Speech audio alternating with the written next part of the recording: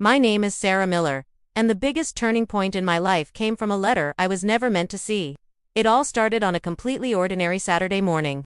I was cleaning my apartment, just going through my usual routine, trying to tackle the endless stack of mail that always seemed to pile up on my kitchen table.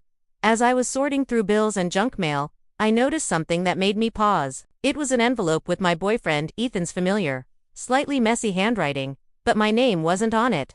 Instead, the front simply said, "To the one who saved me." At first I laughed. It seemed so romantic, so poetic. I thought, maybe it's for me. A surprise. But then I looked closer. My name wasn't anywhere on it. There was no address, no date, just those 6 words. A wave of curiosity washed over me, and it was so strong I couldn't ignore it. I knew I shouldn't open it. I knew it was an invasion of his privacy. But something inside me, a gut feeling I couldn't shake, told me I had to. So, I did. My hands were trembling a little as I carefully opened the envelope and unfolded the handwritten letter inside. The first line I read made the air in my lungs turn to ice. It said, "I don't know how to tell you this in person, so I'm writing it here.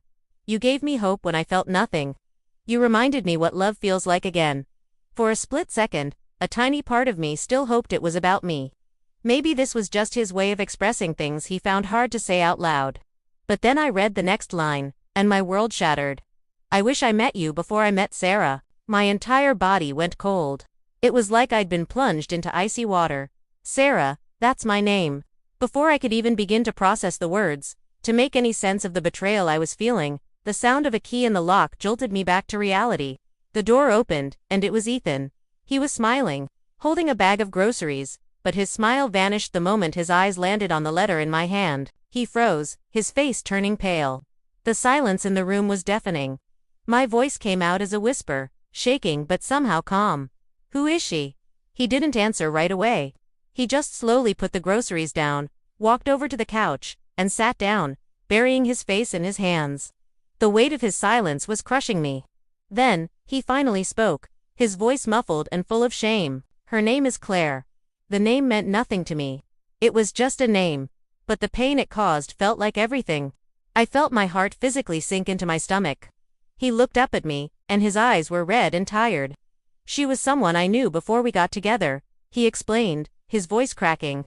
Before us, I never cheated on you, Sarah, I swear. But, I never stopped feeling something for her." I couldn't find any words to say. My chest felt so tight, like a band was wrapped around it, squeezing all the air out. What do you say to something like that? How do you respond when the person you love tells you their heart has always been partially somewhere else? He continued, his voice barely audible. "She moved away. I thought the feelings would fade. I thought if I just gave it time, they would disappear. But they didn't. And I never told you because I was so scared. I didn't want to lose you."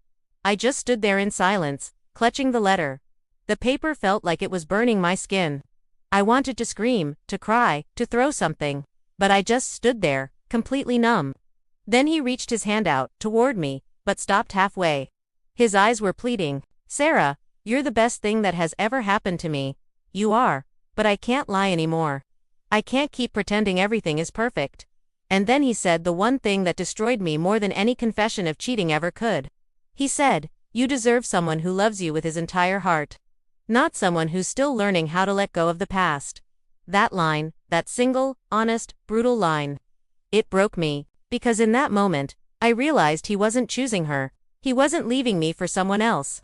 He wasn't even choosing me, he was choosing honesty. He was choosing to stop living a lie. And somehow, that hurt so much more. It wasn't about another woman. It was about the fact that our entire relationship, everything I thought we had, wasn't enough to fill the empty space in his heart. We broke up quietly after that. There was no screaming, no shouting, no dramatic fights. There was no blame. It was just a quiet, painful ending to something we had both tried so hard to make work. He packed a bag and left the apartment that we had made a home. And I just sat on the floor, in the middle of the living room, still holding the letter that had changed the entire course of my life in a matter of minutes. In that moment, I felt completely and utterly alone. I felt broken. I replayed our entire relationship in my head, searching for signs I might have missed, for moments where I could have seen the truth. But there was nothing. But here's the strange thing, the thing I didn't realize until much, much later. After the tears had dried and the initial shock had faded, sometimes the truth doesn't set the person who confesses free, it sets the person who hears it free. That letter was never meant for me. It was a secret he intended to keep forever. But maybe the universe, or fate, or whatever you want to call it, wanted me to read it anyway. Maybe it was a painful, necessary intervention. Because living in a comfortable lie is not really living. It's just waiting for the inevitable heartbreak. That day, the truth didn't feel like a gift. It felt like a curse. But looking back now, I can see it for what it was. It was my liberation. It forced me to confront a reality I never would have chosen, but one that ultimately led me back to myself. Today, I'm stronger. I'm wiser. And I'm braver than I ever thought I could be. I've learned to trust my own intuition, to value honesty above comfort, and to understand my own worth. And no matter how painful it was, I'm grateful for the truth.